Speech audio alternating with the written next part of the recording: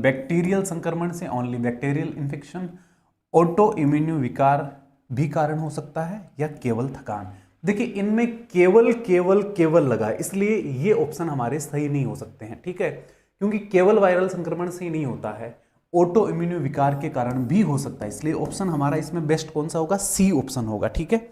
इस प्रकार के सवाल हो सकता है कि आपके गलत हो जाए, क्योंकि केवल लगा है, तो केवल कोई एक पार्टिकुलर जो है वायरल संक्रमण ही कारण नहीं होता है बुखार का, बुखार के और भी कारण हो सकते हैं। सर आपका समझाने का तरीका हमें ठीक लगता है, समझ में आता है, इसलिए क्लास खरीदे हैं। ओके ठीक है, चलिए हाँ जी आगे बढ़ें, आगे बढ़ते हैं, अगला सवाल लेते हैं।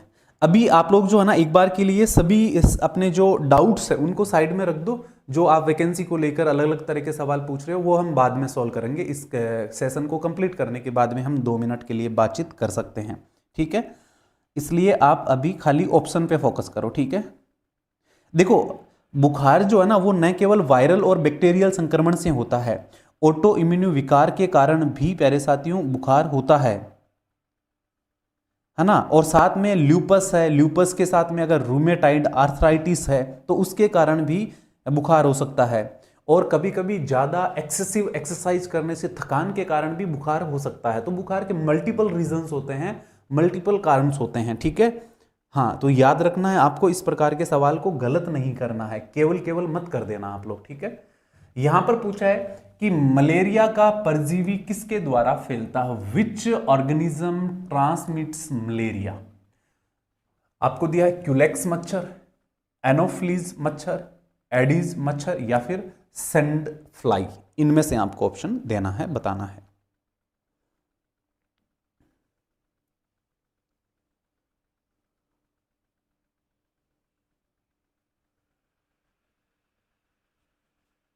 हाँ तो सही आंसर जो भी साथी इसके अंदर कह रहे हैं कि सर इसके अंदर करिए आप एनोफ्लीज, बिल्कुल सही जवाब है प्यारे साथियों, ऑप्शन नंबर जिन्होंने क्या लिखा है, बी लिखा है। मुझे ये बताओ कि ये जो क्यूलेक्स मच्छर है इसके द्वारा क्या फैलता है। जापानी मच्छर का बताओ कितने लोगों को पता है, सॉरी जापानी मच्छर नहीं है, क्यूलेक्स मच्छर है, ठीक है। ये जो मच्छर है ये क्या फैलाता है, इंसेफेलाइटिस, इंसेफेलाइटिस, ठीक है, याद रखना, इंसेफेलाइटिस, इंसेफेलाइटिस एक बीमारी है ना, ये जापानी है, जापानी, ठीक है, ये जापानी इंसेफेलाइटिस जो है ये क्यूलेक्स मच्छर से फैलता है। अच्छा एडीज जो मच्छर है इसके द्वारा क्या फैलता है, इसका मुझे बताओ कितने लोगों को पता है, एडीज का कितने लोगों को पता है, इसका आंसर दो सारे। इससे डेंगू क्या फैलता है, डेंगू, डेंगू फैलता है, ठीक है।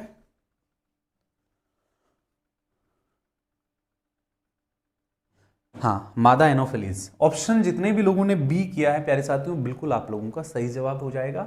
अब आप लोगों से पूछा है कि टाइफाइड किस बैक्टीरिया के कारण होता है, विच बैक्टीरिया कॉजेज टाइफाइड, टाइफाइड का आपको बताना है। ये सामान्य बीमारियां हैं जिनके कारण उपचार और उनसे संबंधित सवाल आप लोगों से पूछे जा सकते हैं।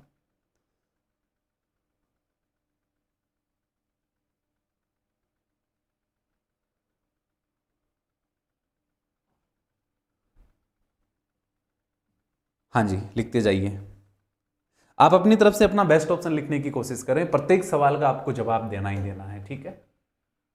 आ गया ऑप्शन, वेरी गुड भाई, बढ़िया, जबरदस्त। साल्मोनेला टाइफी जो है बैक्टीरिया, इसके कारण प्यारे साथियों टाइफाइड नामक जो बीमारी है वो होती है। ऑप्शन बी आप लोगों का बिल्कुल क्या हो जाएगा, सही जवाब, जितने भी लोगों ने ऑप्शन बी लिखा, वेल डन, जबरदस्त, बहुत बढ़िया। नेक्स्ट है कि अस्थमा के इलाज के लिए किस प्रकार की दवाइयां दी जाती है, which type of drugs are given for asthma treatment, asthma का जो ट्रीटमेंट करते हैं तो कौन सी दवाई दी जाती है, एंटीहिस्टामिन, ब्रोकोडाइलेटर्स, एंटीबायोटिक्स, या एना एनाल्जेसिक्स सिक्स।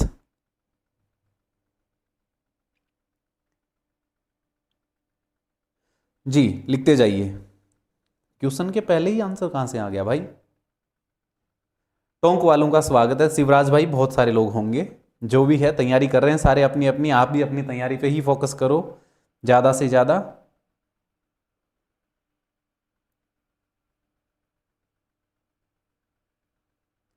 सर आपकी क्लास से मॉक टेस्ट में स्कोर काफ़ी इंक्रीज हुआ है। Vineet Nain, thanks a lot Vineet. ऐसे ही लगे रहो भाई, अच्छी तैयारी करो, सिलेक्शन निकालो, है ना।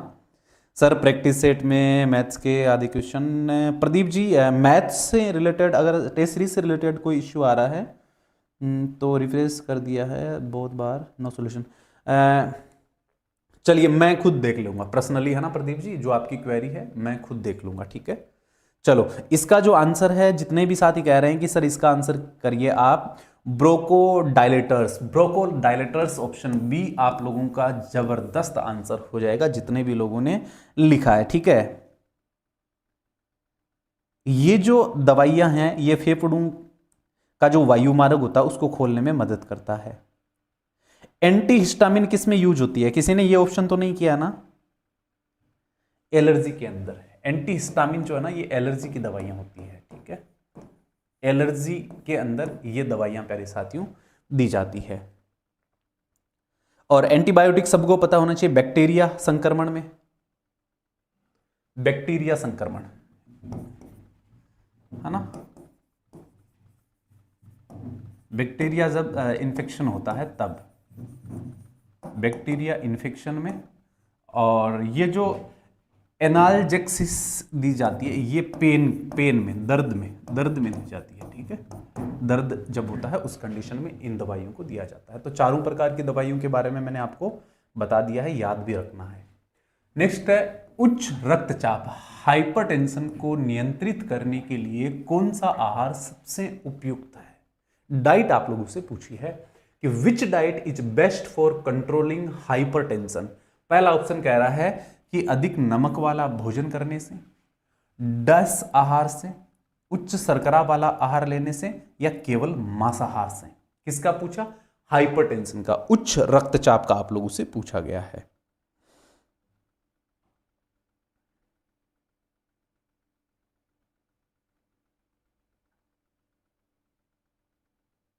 हाँ जी लिखिए।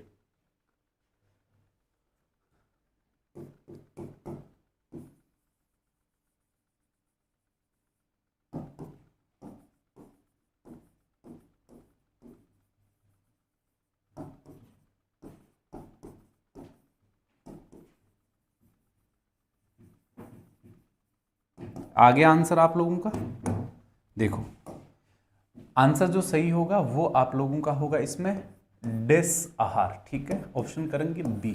इसका जो मीनिंग होता है ये याद रखना, आपसे फुल फॉर्म पूछ लेगा कि ये जो डेस आहार है इसका मतलब क्या। डेस डाइट का मतलब होता है dietary approaches to stop hypertension, dietary approaches to stop hypertension, ये इसका फुल फॉर्म है। तो फुल फॉर्म जरूर याद रखना, क्या पता आपसे ये टर्म परीक्षा में सीधा उठा के पूछ ले, ठीक है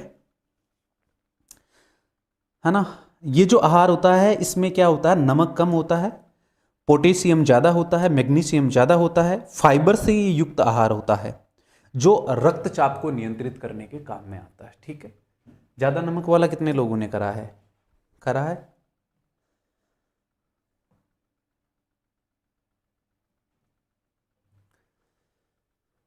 हाँ, जितने लोगों ने बी लिखा है ना, बहुत सही आंसर है, वेल डन। चलिए आगे बढ़ते हैं, ये फुल फॉर्म याद रखना। अगला सवाल आपको पूछा गया है कि डायबिटीज टाइप 2 को नियंत्रित करने के लिए सबसे महत्वपूर्ण कारक क्या है? What is the most important factor in controlling type 2 diabetes, आप लोगों को बोला गया है।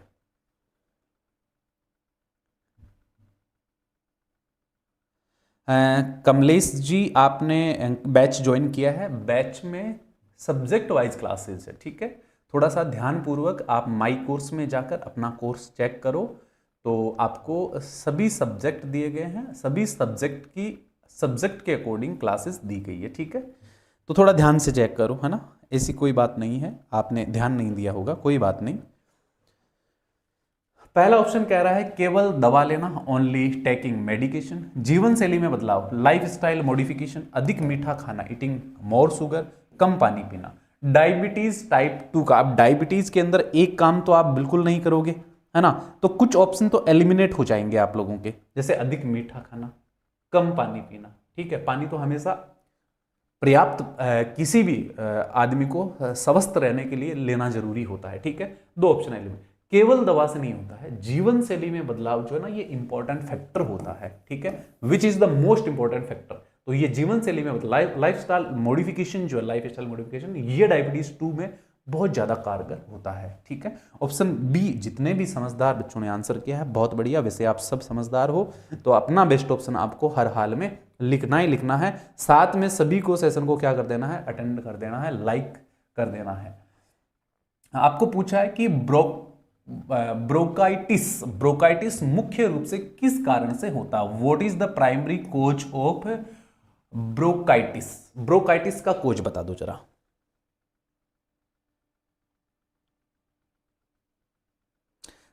राम राम सर, कल क्लास होगी क्या? मेरा एग्जाम है। तो हाँ, होगी कल क्लास, कल संडे है।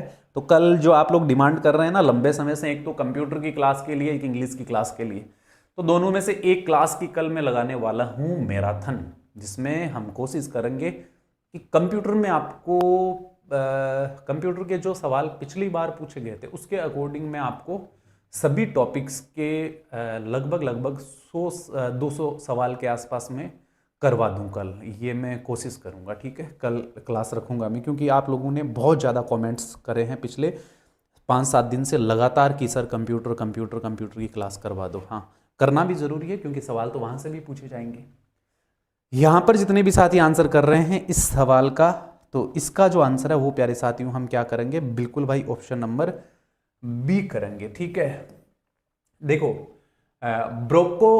ब्रोंकाइटिस जो होता है उसके अंदर वायु मार्ग में जलन होती है, इरिटेशन इन एयरवेज। एयरवेज के अंदर क्या होती है प्यारे साथियों, जलन। ऑप्शन आपका बी हो जाएगा बिल्कुल सही जवाब। देखो नेक्स्ट पूछा, मृत्यु की पुष्टि के लिए डॉक्टर किसका मूल्यांकन करते हैं? ये आपको बताना है। अभी हम डेड बॉडी केयर से रिलेटेड सवाल करने वाले, 2 टॉपिक के मोस्ट इंपॉर्टेंट एक्सपेक्टेड सवाल मैं आपको इस क्लास के अंदर आज करवा रहा हूं। ठीक है, और सभी तरह के सवाल आएंगे, आप चिंता मत करो, इजी, मॉडरेट एंड डिफिकल्ट। ठीक है, आपको मजा आएगा पूरी क्लास में, तो क्लास पूरा देखना है और ध्यान से देखना है। आज सारे लोग कहाँ चले गए पता नहीं, आज क्या कोई फंक्शन है क्या? आज कुछ फंक्शन है या कोई क्रिकेट का मैच है? क्योंकि क्रिकेट का मैच होता है तो बहुत सारे लोग अब्सेंट हो जाते हैं, या कोई फंक्शन होता है तब। तो फंक्शन तो मुझे कोई याद नहीं आ रहा कि आज है, मैच का मेरे को पता नहीं है। बाकी जो लोग अभी सबसे ज़्यादा फोकस करेंगे इस समय में, सबसे ज़्यादा कंसंट्रेट करेंगे, वो लोग बाकी से हर घंटे हर मिनट आगे निकलते रहेंगे। मेरे परम पूजनीय गुरुजी, आपको चरणों में मेरा सादर प्रणाम। प्रणाम भाई बादल, स्वागत है आपका क्लास में। चलो इसका आंसर मुझे कर दो कि मृत्यु की पुष्टि के लिए डॉक्टर किसका मूल्यांकन करता है? केवल रक्तचाप का, श्वसन, दिल की धड़कन और रक्तचाप का, केवल हृदय की धड़कन का, या शरीर के तापमान का? तो डॉक्टर जो है ना वो चेक करता है श्वसन यानी ब्रीथिंग, दिल की धड़कन यानी हार्ट बीट, रक्तचाप यानी ब्लड प्रेशर, और फिर वो डिक्लेयर करता है डेथ सेंटेंस, डेथ स्टेटमेंट। ठीक है, तो जितने भी लोगों ने लिखा है बिल्कुल सही आंसर है। और याद भी रखना ये सवाल जो है इस प्रकार का पूछ लेगा आप लोगों से, मृत शरीर को पैक करने का प्राथमिक उद्देश्य क्या होता है? What is the primary purpose of packing a dead body? भाई डेड बॉडी को पैकिंग करने का आपको बताना है।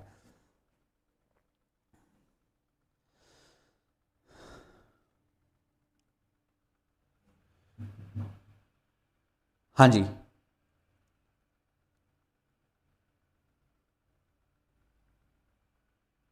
मिठाई खाने गए हुए हैं।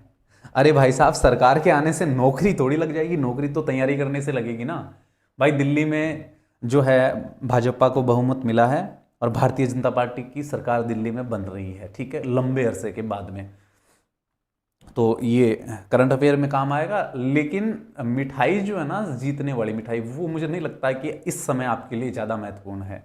आपके लिए ज़्यादा महत्वपूर्ण है तैयारी और बढ़िया स्कोर करना। चलो आ रहे हैं लोग, चलो मिठाई खा के आ रहे हैं जैसे तैसे, लेकिन आ रहे हैं, अच्छी बात है।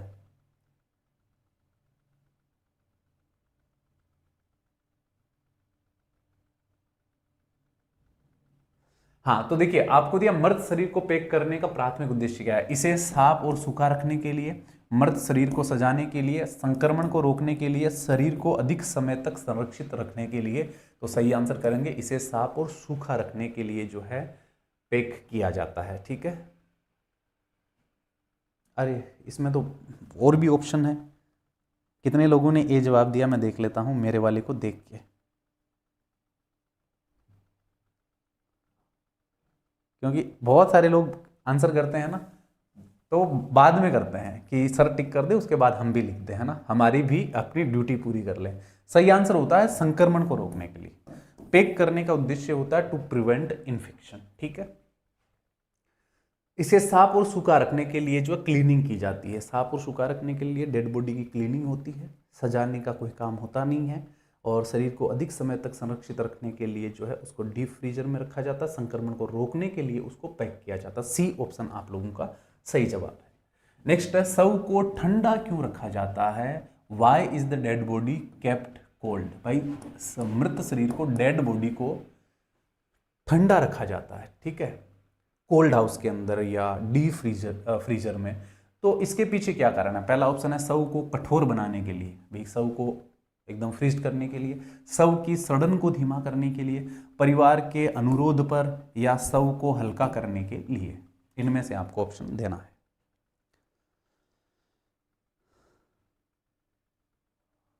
क्या बात करते हो भाई साहब, डेथ होने के बाद इन्फेक्शन का खतरा, क्या फर्क पड़ता है? हाँ, दूसरे लोगों को, आप इस बात को समझो, डेथ होने के बाद भी इन्फेक्शन स्प्रेडिंग हो सकती है, इन्फेक्शन फैल सकता है। तो डेड बॉडी के इन्फेक्शन की बात नहीं कर रहे हैं, वहाँ आसपास में जो बाकी लोग होंगे, स्टाफ होंगे, नर्सेज होगी, डॉक्टर होंगे, परिवार के लोग होंगे, तो उनके अंदर भी तो इन्फेक्शन फैल सकता है। आपने कोविड में नहीं देखा था क्या? कोविड में जिसकी भी डेथ हो रही थी तुरंत उसको पैक कर रहे थे, है ना, एक विशेष प्रकार की पैकिंग के अंदर। तो उसका क्या उद्देश्य था कि बाकी लोगों में इन्फेक्शन ना हो। ठीक है, यहाँ पर सही आंसर करेंगे कि शव की सड़न को कम करने के लिए उसको पैक किया जाता है। ठीक है ना, टू स्लो डाउन डीकम्पोजिशन को स्लो डाउन करने के लिए जो है उसको ठंडा रखा जाता है। नेक्स्ट है, मृत शरीर की देखभाल में निम्नलिखित में से कौन सा सही क्रम है? Which of the following is the correct sequence in dead body care? ये लो स्टार कर रहा हूं, दो बढ़िया सवाल है, ध्यान से जवाब देना। इस प्रकार का सवाल जो है वो गलत होने की ज्यादा पॉसिबिलिटी रखता है। इंग्लिश की क्लास भी सर, ठीक है भाई साहब।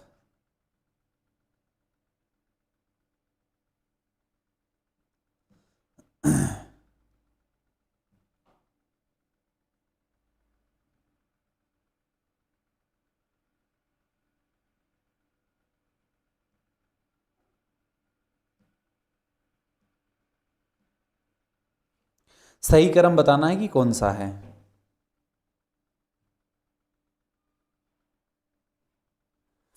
अलग अलग ऑप्शन आने लग गए हैं, देख लेते हैं कितने लोगों का सही है। गहलोत सर की कुछ ही क्लासेस बची हुई है, 2-4 क्लासेस है, उनके ताऊजी की डेथ हो गई है इस वजह से। ठीक है, हाँ, तो आंसर क्या आ रहा है? टीके तिवारी, शिवांशी, कपिल, पलक, शोपाल, महेंद्र, मनीषा, ओल, जल सिंह, पूजा, कपिल, तौफिक, मुकेश, रमेश, लालचंद। बहुत बढ़िया, सही आंसर देखो सी नहीं है, ए है इसके अंदर। ठीक है, सही ऑप्शन क्या करेंगे? ए करेंगे। अच्छा, सी यहां पर आ गया था इसका, डी यहां पर। ठीक है, देख लिया होगा आप लोगों ने। देखो सबसे पहले क्या की जाएगी? पहचान की जाएगी डेड बॉडी की, आइडेंटिफिकेशन होगा, उसके बाद सफाई, उसकी क्लीनिंग होगी, स्थिति को सुनिश्चित किया जाएगा, है ना, दस्तावेजकरण किया जाएगा, परिवहन किया जाएगा। ठीक है, ये क्रम बिल्कुल सही हो जाएगा डेड बॉडी केयर के अंदर, यही क्रम होता है डेड बॉडी केयर का। ठीक है, आइडेंटिफिकेशन, क्लीनिंग, स्थिति सुनिश्चित करना यानी पोजीशन को श्योर करना, और दस्तावेजीकरण करना यानी उसके पूरे डॉक्यूमेंट्स तैयार किए जाएंगे और उसका फिर परिवहन किया जाएगा। ऑप्शन ए जितने भी लोगों ने लिखा है उन सभी का क्या हो जाएगा? बिल्कुल सही जवाब हो जाएगा। ठीक है, हाँ, दस्तावेजीकरण परिवहन से पहले का चरण है। ठीक है, सबसे पहले दस्तावेजीकरण नहीं होता है। ठीक है सर, आज लालचंद का भी नाम लीजिए, लालचंद जी का स्वागत है भाई, ठीक है। नेक्स्ट है, यदि शव से तरल पदार्थ निकल रहा है तो क्या किया जाता है? What is done if fluids are leaking from the dead body? Dead body है, मान लीजिए कि पेशेंट का ओटी हुआ है, सर्जरी हुई है, एक्सीडेंट हुआ है, उस कंडीशन में उसकी डेथ हो गई है, तो डेड बॉडी से जो तरल पदार्थ है, फ्लूइड्स है, वो लीक हो सकता है, डेड बॉडी से तरल पदार्थ निकल सकता है। तो उस कंडीशन में क्या किया जाएगा? शव को ऐसे ही छोड़ दिया जाएगा, तरल पदार्थ को साफ कर सुखाया जाता है, केवल शव बैग में रख दिया जाता है, शव को तुरंत अंतिम संस्कार के लिए भेज दिया जाता है। लिखिए आंसर।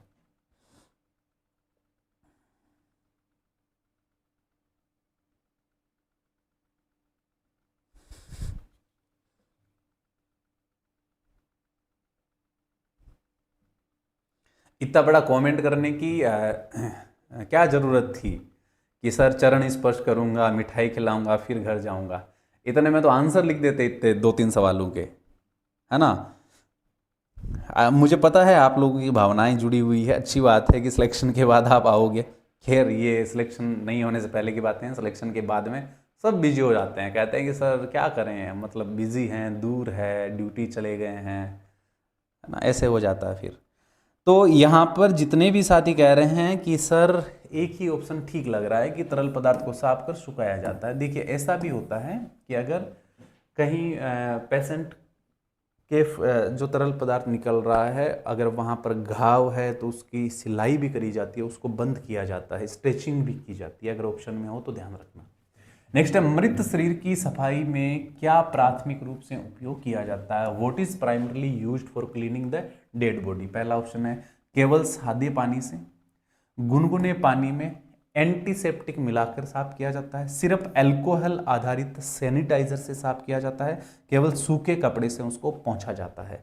किस प्रकार से जो है डेड बॉडी की क्लीनिंग होती है, ये आपको आंसर में लिखना है।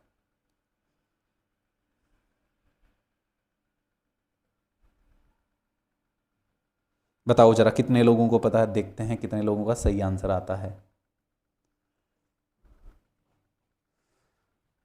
30 मिनट्स की क्लास चल गई, पता नहीं चला इतना जल्दी, क्या बात है। चलो आंसर जो साथी कह रहे हैं कि सर गुनगुने पानी में एंटीसेप्टिक मिलाकर जो है उसकी सफाई की जाती है, ऑप्शन बी होगा। सिर्फ अल्कोहल आधारित सैनिटाइजर नहीं करना है, सिर्फ और ओनली लगे हुए सवालों के ऑप्शन लगभग लगभग गलत होते हैं, ठीक है। तो एंटीसेप्टिक जो है वो लगाते हैं इसमें। मृत्यु प्रमाण पत्र कौन जारी करता है? वो issue the dead certificate, death certificate. Death certificate जो है हॉस्पिटल के अंदर कोई पेशेंट की डेथ हो जाती है तो डेथ सर्टिफिकेट वहां से डिक्लेयर होता है, वो जारी करने का काम किसका है? परिवार का मुखिया जो होता है, हेड ऑफ द फैमिली, अस्पताल का प्रबंधक, हॉस्पिटल एडमिनिस्ट्रेटर, डॉक्टर या कानूनी अधिकारी यानी लीगल अथॉरिटी, इनमें से आपको बताना है।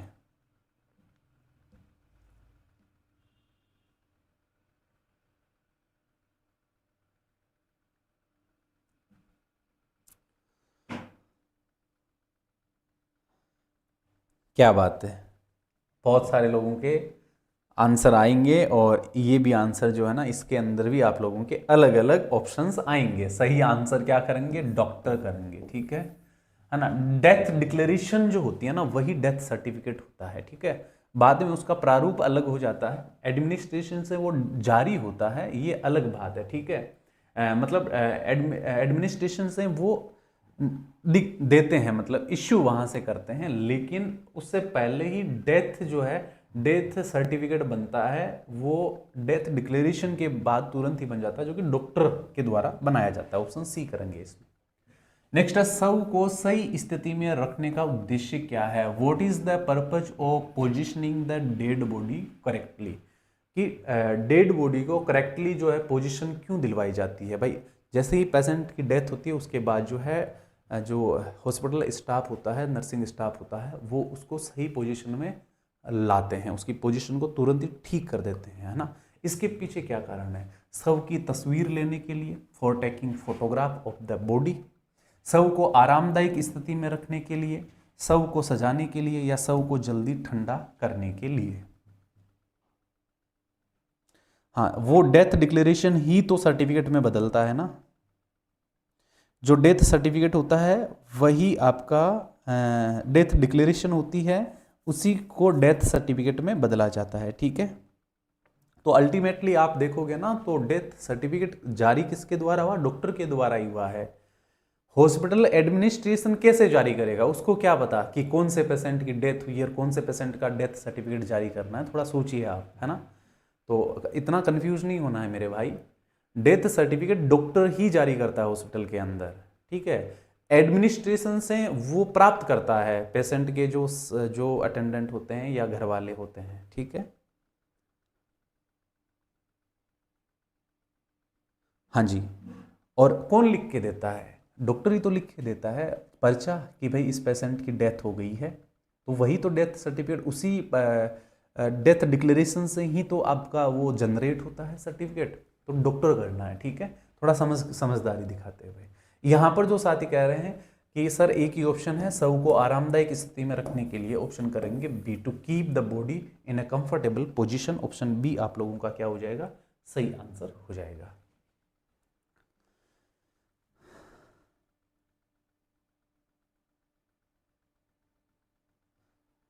चलिए आगे बढ़ें।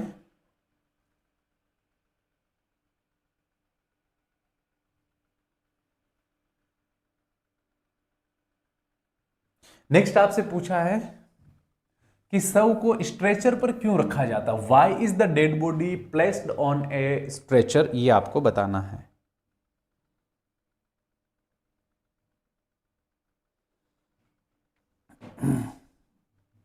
सर बात मत करो, क्वेश्चन करवाओ प्लीज। हाँ ठीक है, नहीं कमेंट आते हैं तो क्या करें बताओ? कमेंट्स को इग्नोर करेंगे तो फिर वो अच्छी बात नहीं है। हाँ भाई,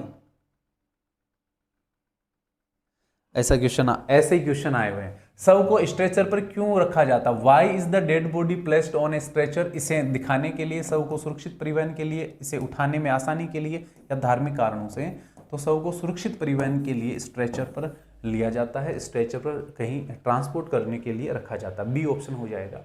नेक्स्ट है, शव गृह में शव को किस तापमान पर रखा जाता है? ये लो मोर्चरी का सवाल आपसे पूछा गया है। At what temperature is the dead body kept in the mortuary? Mortuary के अंदर किस तापमान पर डेड बॉडी को रखा जाता है?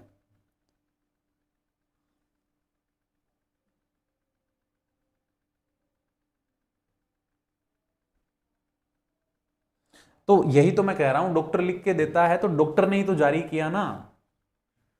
अगर डॉक्टर किसी का गलत सर्टिफिकेट दे देगा तो हॉस्पिटल डिपार्टमेंट जिम्मेदार होगा, एडमिनिस्ट्रेशन, या डॉक्टर जिम्मेदार होगा?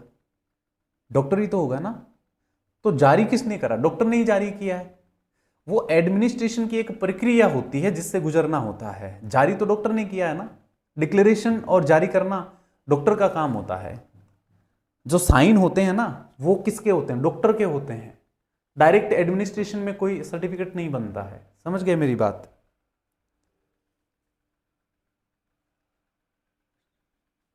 चलिए इस पे आप ज्यादा बहस नहीं करेंगे। आपको अगर वो सही लगता है तो आप वो कर दीजिए। ठीक है, हाँ। तो एट वो temperature is the dead body kept in the mortuary? Mortuary में डेड बॉडी किस टेम्परेचर पे रखी जाती है? बहुत अच्छा सवाल है, इसको स्टार करके आप लोगों को याद रखना है। जितने भी साथी कह रहे हैं 0 to -4, 0 to -4 बिल्कुल सही जवाब हो जाएगा। यहां पर प्यारे साथियों ऑप्शन बी करेंगे। ठीक है, 0 से 4 डिग्री सेल्सियस। और इस सवाल को स्टार कर लेना। ठीक है, ये पूछ लेगा डायरेक्ट आपसे। नेक्स्ट है, कैंसर के उपचार में कौन सा तरीका सबसे प्रभावी हो सकता? विच treatment method is most effective for cancer? केवल कीमोथेरेपी, केवल सर्जरी, केवल रेडिएशन थेरेपी, या कैंसर के प्रकार के अनुसार उसका उपचार? बताओ जरा।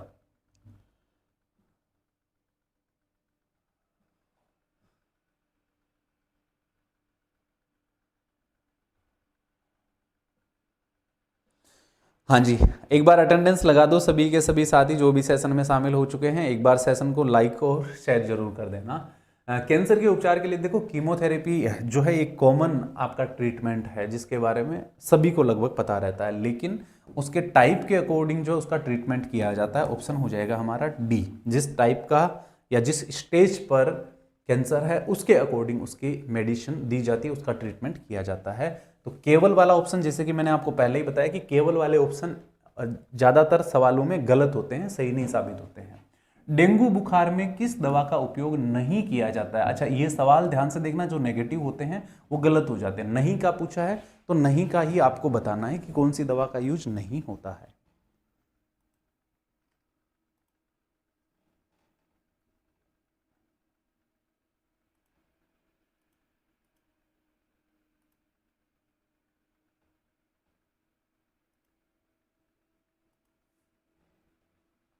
हम्म तो आपको देखो, पहला दिया है पेरासिटामोल, दिया है एस्पिरिन, दिया है इलेक्ट्रोलाइट्स, दिया है और तरल पदार्थ आपको दिया है। पूछ रहा है कि यूज किसका नहीं होता है, तो नहीं वाले के लिए जितने भी साथी लिख रहे हैं कि सर ये जो एस्पिरिन है इसका यूज नहीं होता है, यानी ऑप्शन हम क्या कर देंगे, ऑप्शन हम बी कर देंगे। बी बिल्कुल सही हो जाएगा। डेंगू में एस्पिरिन को नहीं लिया जाता। एस्पिरिन दवाई क्या करती है, रक्त को पतला कर सकती है ना, और डेंगू के अंदर जो है रक्त स्राव का खतरा बढ़ सकता है, इसलिए एस्पिरिन जो दवाई होती है उसको रोका जाता है, उसको नहीं दिया जाता। अगर कोई पेशेंट पहले से ले रहा है तो उसको बंद किया जाता है। टीबी यानी ट्यूबरकोलोसिस के उपचार में कौन सी दवा प्रयोग होती है? Which drug is used in the treatment of tuberculosis, यानी टीबी। टीबी का फुल फॉर्म भी याद रखना, एक सामान्य सा फुल फॉर्म है, आपसे पूछ लेगा, ठीक है। पहला कह रहा है कि इंसुलिन, फिर कह रहा है रिफाम्पिन, फिर कह रहा है एंटी हिस्टामिन, फिर दिया है एस्पिरिन। इनमें से आपको बताना है कि यूज किस दवा का होता है या किया जाता है।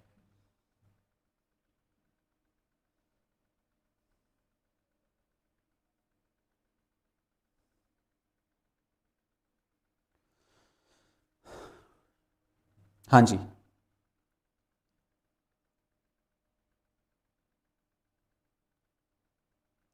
तो सही ऑप्शन रिफाम्पिन। रिफाम्पिन जो कह रहे हैं बिल्कुल सही जवाब है। ये कॉमन दवा है टीबी वाले पेशेंट के लिए। इसके साथ में आइसोनियाजिड एक दवा और है, आइसोनियाजिड, इसका भी यूज होता है, ये भी कॉमन है। आइसोनिया आइसोनियाजिड, ये दवा भी जो है काम आती है। नेक्स्ट है, थायराइड ग्रंथि के असंतुलन का मुख्य कारण क्या हो सकता है? What is the primary cause of thyroid imbalance? Thyroid ग्रंथि जो है उसके असंतुलन का कारण आपसे पूछा गया। ऑप्शन कह रहा है केवल आयोडीन की कमी से, केवल अनुवांशिक कारक से, हार्मोनल असंतुलन और आहार से, और केवल तनाव से। इनमें से आपको बताना है। थायराइड ग्रंथि का असंतुलन।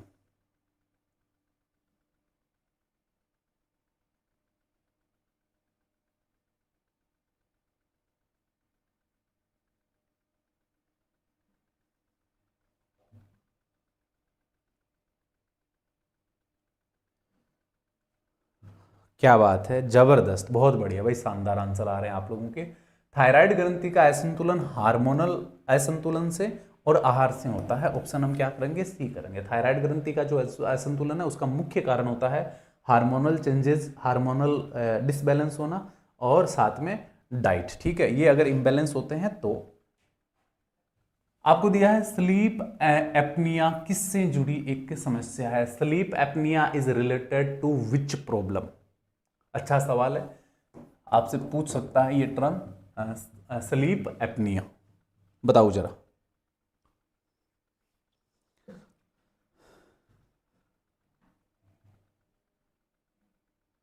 हाँ जी, वेरी गुड, बहुत बढ़िया। कौन कौन एक्टिव है देखिए, लालचंद कुमावत, अचिंता, रोहित, जुनेद, रोहित, नविंदर, फैजल, समीक्षा, ताहिर, मनीष, राजू, एम्प्लॉय, पलक, विजय, लोकेश, जीके, पूजा, सैनी हैं, पवन, सुरेश, महेंद्र। बहुत बढ़िया। पहला कह रहा है हृदय रोग से संबंधित है, फेफड़ों के संक्रमण से, श्वसन अवरोध से, या केवल मानसिक तनाव से, ठीक है। अगर इसके अंदर एक ऑप्शन और अगर दें, A B C D E करें, तो मैं इसमें अनिंद्रा लिखूंगा। अब मुझे आप लोग बताओ कि अब इसका आंसर क्या होगा, ठीक है, अनिंद्रा, ठीक है। अब आप मुझे बताओ कि ऑप्शन क्या होगा।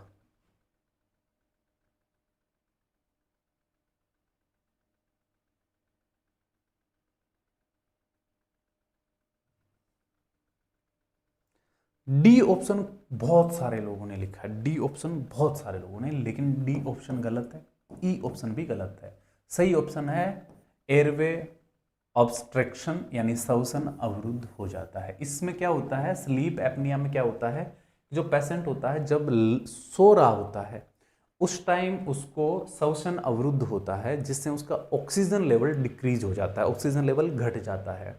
तो ये सोते समय ज्यादा प्रॉब्लम होती है, तो इसको नाम दिया है स्लीप एपनिया। ठीक है, हाँ ई ऑप्शन, भाई साहब गजब हो आप लोग, मैंने ई जोड़ा आपने ई टिका दिया सबने, है ना, कि सर आ ही नहीं रहा है तो फिर ई वाला करते हैं, क्या पता आपका ई हो जाए, हैं ई नहीं है। ठीक है, ये कंफ्यूज करने के लिए मैंने करा था कि कितने लोग ऑप्शन बदलते हैं।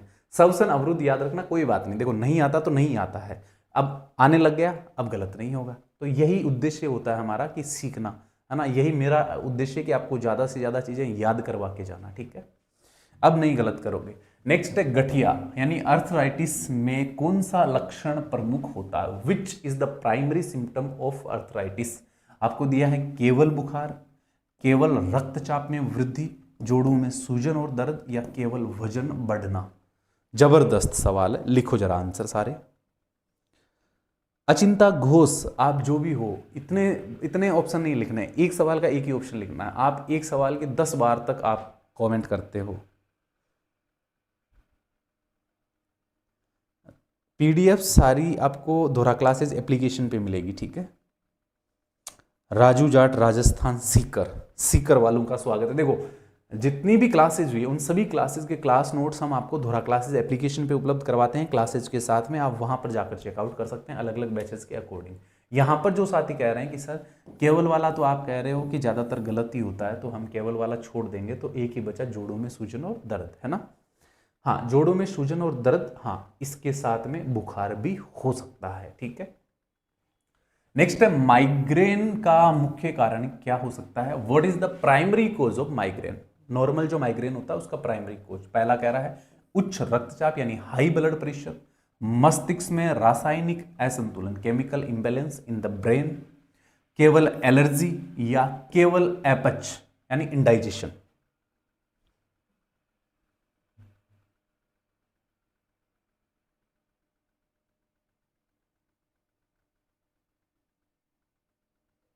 हाँ जी, बहुत सारे लोग हैं सिक्कर से, अब सिक्कर वाले चल रहे हैं, देख रहे हैं, अभी आप इसका आंसर दे दो सारे। माइग्रेन का आपको कोच पूछा है, और जो भी साथी लिख रहे हैं कि सर इसका जो सही आंसर है वो हम करेंगे ऑप्शन बी, बिल्कुल सही बात है। जो नॉर्मल माइग्रेन का कोच होता है वो मस्तिष्क में रासायनिक असंतुलन होता है, ऑप्शन हमारा बी हो जाएगा। जितने भी लोगों ने बी सिलेक्ट किया है वेल डन, जबरदस्त, बहुत बढ़िया। ठीक है, क्या होता है शरीर में जब न्यूरोट्रांसमीटर का असंतुलन होता है, जिससे सिर दर्द, उल्टी और रोशनी देखने में वगैरह में दिक्कत होती है, बी ऑप्शन। नेक्स्ट है शरीर में पीलिया, है ना, जूंडाइस का संकेत क्या होता है। ठीक है, पीलिया जो होता है ना उसका संकेत यानी साइन पूछा, what is the key sign of jaundice in the body. त्वचा और आंखों का पीला होना, केवल खांसी और जुकाम आना, केवल जोड़ों का दर्द, या केवल सिर दर्द। इनमें से आपको अपना आंसर देना है। पीलिया का तो मुझे लगता है कि हर किसी को पता होना चाहिए। तो ये आ गया बोनस का सवाल आप लोगों के लिए, लड्डू टाइप वाला सवाल। ठीक है,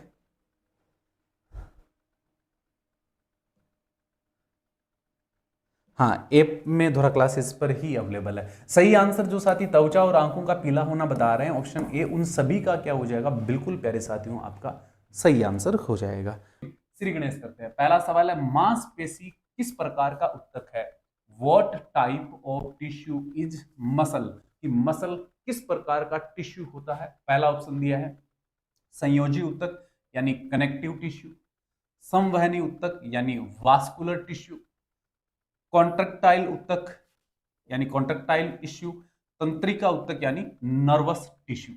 इन में से आपको अपना बेस्ट ऑप्शन देना है। एक बार सभी के सभी साथी सेशन को लाइक शेयर कर दो भाई, सभी लोगों तक पहुंचा दो क्लास को, जल्दी जल्दी अपनी अटेंडेंस लगा दो।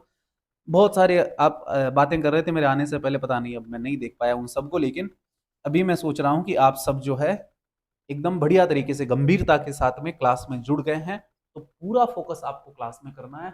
प्रत्येक सवाल का जवाब लिखना है, पूरी क्लास को देखना है। कौन सा सवाल परीक्षा में आएगा ये हम पहले तय नहीं कर सकते हैं, क्योंकि सभी सवाल एग्जाम ओरिएंटेड है, सभी सवाल सिलेक्टिव है। ठीक है। हेलो सर, मैंने आज एमटीएस का फॉर्म भरा है, लेकिन उसमें कास्ट सर्टिफिकेट नंबर डालने का ऑप्शन नहीं आया था। कोई बात नहीं, अगर ऑप्शन ही नहीं आया तो फिर आपकी गलती नहीं है।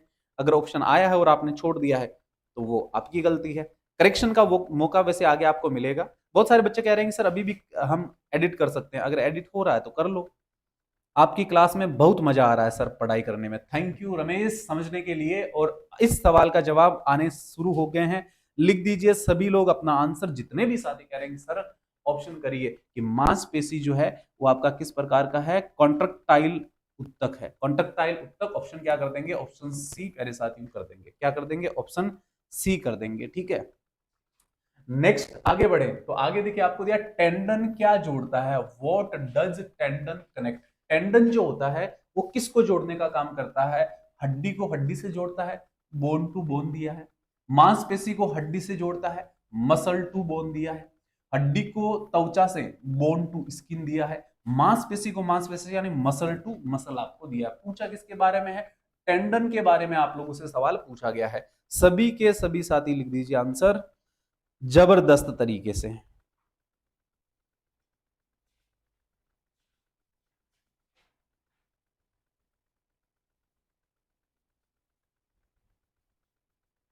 हाँ जी,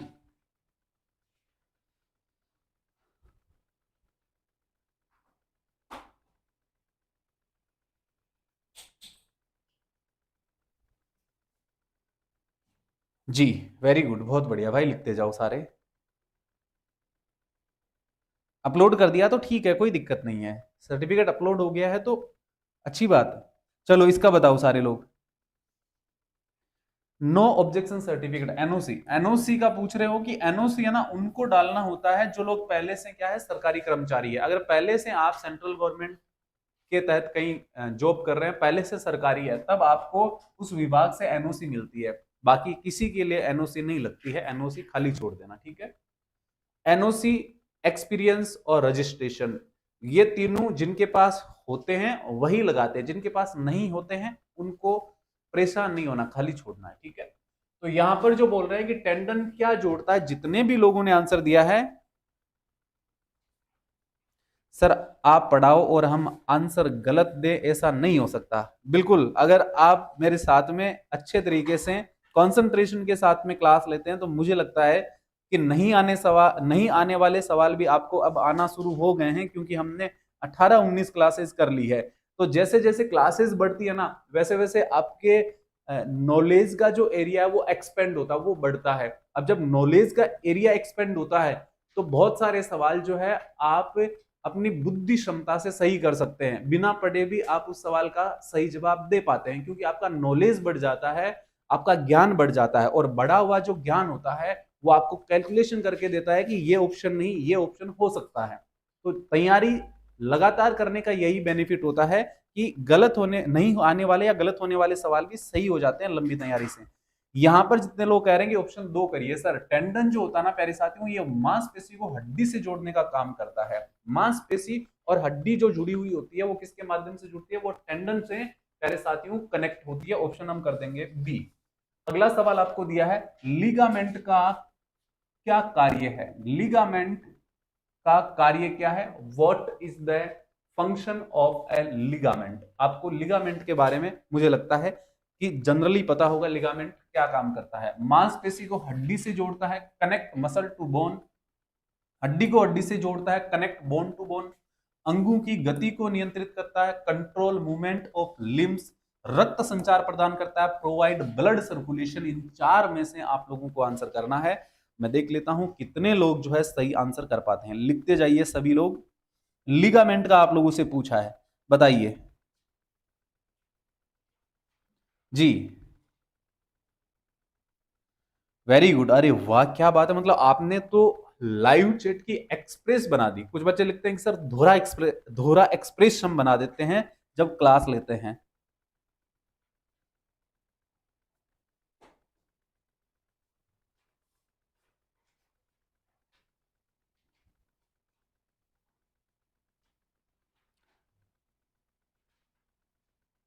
14वां 15 टॉपिक के उसके लगा दिए हैं अजय जी, उसका करेक्शन लगाया हुआ है, करेक्शन साथ में दिया हुआ है, करेक्शन पेपर साथ में दिया हुआ है उसका, ठीक है।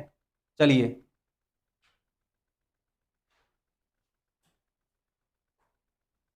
तो यहां पर देखिए सही आंसर जो लोग कह रहे हैं कि सर लिगामेंट हड्डी को हड्डी से जोड़ने का काम करता है ना, हड्डी को हड्डी से, दो हड्डियां जहां पर आपस में जुड़ती है वहां पर किसका काम होता है, लिगामेंट का काम होता है, ठीक है। बिल्कुल प्यारे साथियों, जितने भी लोग कह रहे हैं कि सर ऑप्शन बी करिए, बी बिल्कुल सही आंसर आप लोगों का हो जाएगा, ठीक है, बिल्कुल सही आंसर हो जाएगा। चलिए आगे बढ़ते हैं, अगला सवाल लेते हैं, let's move on the next. Strain मुख्य रूप से किस पर प्रभाव डालता है? A strain primarily effect which part, कि जो स्ट्रेन यानी जो मोच होती है, स्ट्रेन को क्या कहते हैं हम, मोच कहते हैं भाई, जो मोच होती है ना वो मुख्य रूप से किस पर असर करती है, मांसपेशियां और टेंडन पर, हड्डियां यानी बोन्स पर, स्नायु बंधन यानी लिगामेंट पर, और तंत्रिका उत्तक यानी नर्वस टिश्यू पर।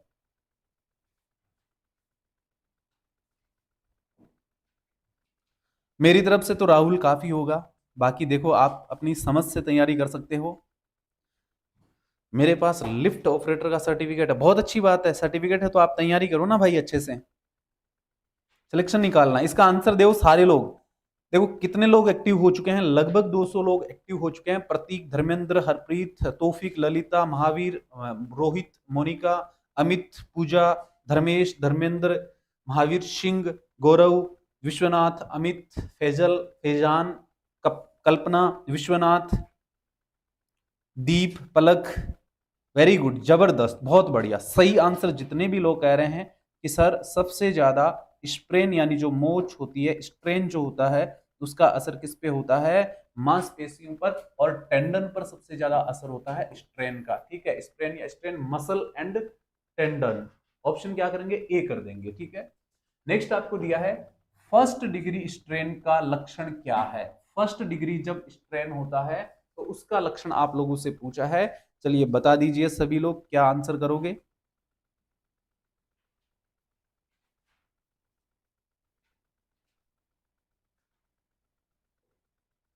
फर्स्ट डिग्री स्ट्रेन का सवाल आप लोगों से पूछा है। प्रथम जो स्टेज होता है, चरण होता है स्ट्रेन का, स्ट्रेन कह लो, स्प्रेन कह लो या मोच कह लो, कोई इनमें फर्क नहीं है वैसे। देखो आपको कह रहा है कि फर्स्ट डिग्री जो आपका स्ट्रेन होता है उससे मांसपेशियों का आंशिक रूप से टूटना होता है, मामूली एडमा और टेंडरनेस आती है, कार्य की पूर्ण हानि होती है, या गंभीर दर्द और ऐंठन होती है, यानी सीवियर पेन एंड क्रैम्प्स आते हैं। फर्स्ट डिग्री का पूछा है, और फर्स्ट डिग्री में प्यारे साथियों क्या होता है, ऑप्शन करेंगे हम दो। मामूली क्या होता है, मामूली एडमा एंड टेंडरनेस होता है, ठीक है, माइल्ड हल्का फुल्का क्या होता है, पेन भी उसमें रहता है, हल्की स्वेलिंग भी हो सकती है फर्स्ट डिग्री स्ट्रेन में। नेक्स्ट आपको दिया है सेकंड डिग्री स्ट्रेन में क्या होता है, यानी what happens in the second degree strain, इस सेकंड डिग्री का जो स्ट्रेन होता है उसमें क्या घटित होता है, मांसपेशियों का हल्का खिंचाव होता है, मांसपेशियों का आंशिक रूप से टूटना होता है, मांसपेशियों का पूर्ण टूटना होता है, या कोई लक्षण इसका नहीं होता है। अलग अलग डिग्री के अकॉर्डिंग आप लोगों से सवाल पूछे जा सकते हैं, जरूर ध्यान रखना है। जैसे हमने बात करी थी पहले जो बेड सोर है, बेड सोर के बारे में, बेड सोर के भी स्टेज होते हैं, वैसे ही जो स्ट्रेन है इसके भी क्या होते हैं, अलग अलग स्टेज होते हैं। तो यहाँ पर आपसे सेकंड डिग्री, फर्स्ट डिग्री हो गया, आप सेकंड डिग्री का सवाल आप लोगों से पूछा है। और सेकंड डिग्री में प्यारे साथियों क्या होता है, मांसपेशियां जो होती है वो पार्शियली टीयर करने लग जाती है, यानी मांसपेशियां आंशिक रूप से टूटना शुरू हो जाती है, ठीक है। यानी फर्स्ट डिग्री में जो है मामूली टेंडरनेस होती है, सेकंड डिग्री के अंदर जो है मांसपेशियां आंशिक रूप से टूटती है, पार्शियली टूटती है, कंप्लीट नहीं टूटती है, ठीक है। फिर पूछा third degree, third degree strain में कौन सा लक्षण प्रमुख है, which symptom is prominent in third degree strain, पहला कह रहा है मामूली दर्द, फिर कह रहा है मांसपेशियों का पूर्ण टूटना, कोई सूजन नहीं आना, फिर दे रहा हल्की एंठन यानी माइल्ड क्रैपिंग होना। जी, फर्स्ट सेकंड एंड थर्ड तीनों डिग्री के सवाल कंप्लीट, बता दो आंसर इसका थर्ड डिग्री का क्या बात है, मतलब इतना तेजी से आप लोगों के कमेंट्स आ रहे हैं कि कौन क्या कमेंट कर रहा है ये नहीं समझ आ रहा। ऑप्शन बी समझ आ रहा है, इसमें बहुत ज्यादा लोगों ने आंसर दिया है कि सर ऑप्शन बी करिए। जितने भी साथी कह रहे हैं कि थर्ड डिग्री में क्या होता है, मांसपेशियों का पूर्ण टूटना होता, बिल्कुल सही जवाब है। अब आपने तीनों डिग्री के बारे में समझ लिया है, तीनों चरण के बारे में समझ लिया कि कैसे कैसे क्या क्या होता है। अब आगे बढ़ते हैं, नया सवाल लेते हैं। मोच जो स्प्रेन, जिसको स्प्रेन कहते हैं इंग्लिश में, किस ऊतक को प्रभावित करता है? Sprain effect which tissue? मांसपेशी को, टेंडन को, लिगामेंट को और तंत्रिका को, इनमें से आपको बताना। Muscle, tendon, ligament and nerve आपको दिया गया है। पूछा किसका गया है? मोच का आप लोगों से सवाल पूछा गया है। हाँ जी,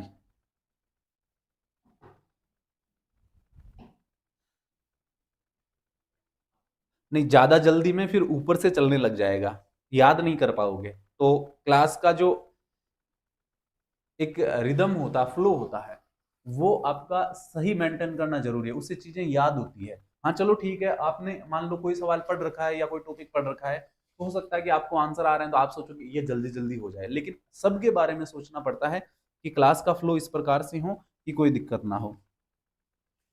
पीडीएफ धोरा क्लासेस एप्लीकेशन पे आप देख सकते हो, जितने भी साथियों ने धोरा क्लासेस एप्लीकेशन को इंस्टॉल नहीं किया, इंस्टॉल कर लेना, धोरा क्लासेस को रजिस्टर कर लेना, वहां पर आप क्लासेस के साथ में पीडीएफ्स को देख पाओगे। यहाँ पर जितने भी साथी आंसर कर रहे हैं कि सर जो स्प्रेन यानी जो मोच होती है वो प्रभावित करती है, इसको देखा जाए तो लिगामेंट को सबसे ज्यादा, इसको सी, लिगामेंट को ये इफेक्ट करती है। नेक्स्ट है, फर्स्ट डिग्री स्प्रेन में क्या होता है? फर्स्ट डिग्री स्प्रेन जो होता है उसमें क्या होता है? मोच में क्या होता है? लिगामेंट का हल्का खिंचाव होता है, लिगामेंट का आंशिक रूप से टूटना होता है, लिगामेंट का पूरी तरह से टूटना होता है, या हड्डी का इसमें फ्रैक्चर हो जाता है? स्प्रेन के बारे में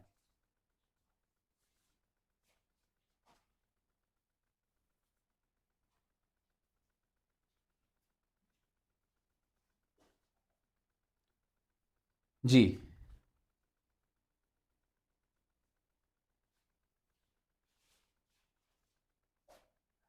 Sir, I have lagged behind in anatomy in the first semester of MBBS. Please give some suggestions. Sir, I have lagged. ये तो हो गया, ठीक है भाई, फर्स्ट डिग्री सेमेस्टर हो MBBS में, ललित जांगीड़। अगर आप MBBS के स्टूडेंट हो तो फिर आपके लिए तो बहुत सारी अपॉर्चुनिटीज है ना, अलग अलग तरह की।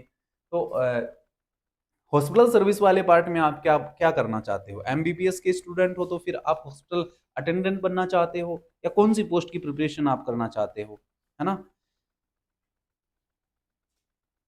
आप समय के अनुसार चल रहे हो सर, क्लास बहुत अच्छी है, थैंक यू। तभी तो मतलब सबको समझ आना चाहिए, सबको याद होना चाहिए।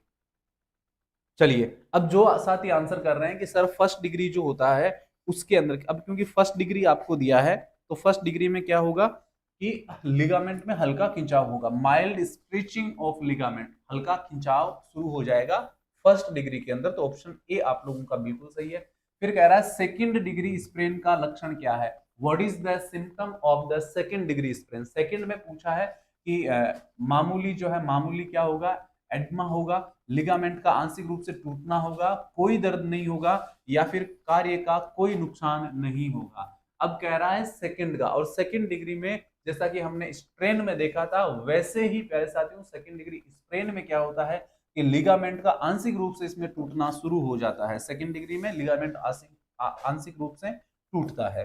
फिर कह रहा है थर्ड डिग्री स्प्रेन में क्या होता है कि what symptom occurs in the third degree sprain, कि थर्ड डिग्री में क्या सिम्टम आपको देखने को मिल सकता है, स्प्रेन के बारे में आप लोगों से पूछा गया है। आपको कह रहा है कि इस समय लिगामेंट पूरी तरह से टूट जाएगा, कंप्लीटली लिगामेंट टियर होगा, हल्का दर्द होगा, कोई एडिमा नहीं होगा, या फिर सामान्य गति, इनमें से आपको बताना है। आज इस एक ही टॉपिक को कंप्लीट करेंगे, ठीक है, इससे एक्स्ट्रा कोई टॉपिक मैंने मेंशन नहीं किया, यानी मिक्स नहीं करे हैं सवाल। हमेशा जो है 2 या 3 टॉपिक के मिक्स ले लेते हैं, लेकिन आज एक सिंगल टॉपिक ही करेंगे, ठीक है। और आप लोग कमेंट कर देना अगर मिक्स चाहिए हमेशा की तरह, तो फिर मिक्स करवा देंगे। होता क्या है कि जब सेम टॉपिक से करते हैं तो कभी कभी बोरिंग सा फील हो सकता है, आप लोगों को भी हो सकता है कि भाई एक ही टॉपिक के सारे सवाल होते हैं, तो फिर आपको लगता है यार ये एक ही टॉपिक के आ रहे हैं। तो मैं थोड़ा सा कि क्लास के अंदर मिक्स करता हूँ। हमेशा जो क्लासेस आप देखते हैं उनके अंदर आप 2-3 टॉपिक के मिक्स सवाल देखते हैं, तो थोड़ा सा रोचकता महसूस होती है। लेकिन जब एक ही टॉपिक के होते हैं तो थोड़ा सा हो सकता है किसी को, सबको नहीं, जिन्होंने पहले पढ़ रखा है या पहले तैयारी कर रखी है उनको हो सकता है कि थोड़ा सा महसूस हो। ठीक है, तो उसको आपको बियर करना है आज की क्लास में। सर फॉर्म भरने में बहुत दिक्कत आ रही है, फीस नहीं पे हो रही है, फेलर दिखा रहा है। देखो भैया, ये सबकी प्रॉब्लम है, एक कॉमन प्रॉब्लम है फीस वाली। तो नेट बैंकिंग से हम पेमेंट करना है ताकि आपका पेमेंट सक्सेसफुल हो जाए। ठीक है, मैंने तो सबको यही सुझाव दिया है कि भाई नेट बैंकिंग से करवा लो ताकि आपका पेमेंट सक्सेसफुल हो जाए। बाकी कार्ड्स वगैरह में दिक्कत आ रही है, ये बात सही है। थर्ड डिग्री में जो लिगामेंट होता है वो पूरी तरह से टियर हो जाता है, टूट जाता है। ऑप्शन करे साथियों क्या करेंगे, ए। जितने भी लोगों ने ऑप्शन ए जवाब दिया है बहुत सही आंसर है। अनुराग कह रहे हैं wow class sir, thank you भाई समझने के लिए। Let's move on the next. Sprain और स्ट्रेन का प्रारंभिक प्रबंधन क्या है? स्प्रेन और स्ट्रेन, स्प्रेन जो है इसको वैसे हम तनाव कह सकते हैं, है ना। स्प्रेन सॉरी चोट कह सकते हैं, स्ट्रेन तनाव कह सकते हैं। स्ट्रेस जो होता है, स्ट्रेन जो होता है वो एक तरह से तनाव। तो what is the initial management of sprain and strain? आपको दिया है पहला राइस, फिर दिया है गर्मी उपचार यानी हीट थेरेपी, फिर दिया है व्यायाम यानी एक्सरसाइज, फिर दिया है मालिश यानी मसाज। इनमें से आप लोगों को आंसर करना है। बहुत अच्छा सवाल है और अच्छे से समझकर आपको इसका जवाब देना। इस प्रकार का कोई सवाल होता है तो गलत होने की संभावना रहती है।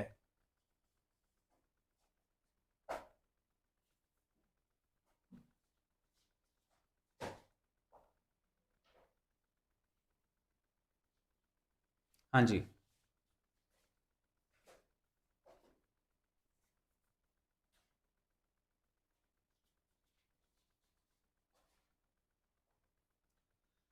देखो एक टर्म आपको दिया गया है जिसमें आपको लिखा है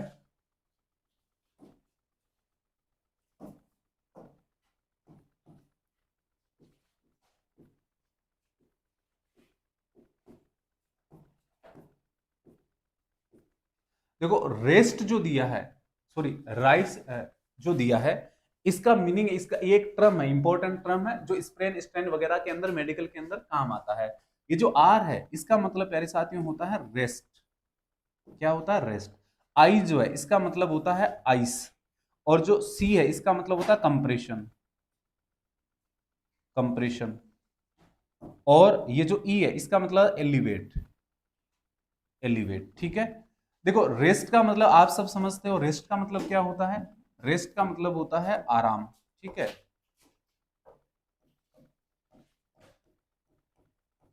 आराम करना।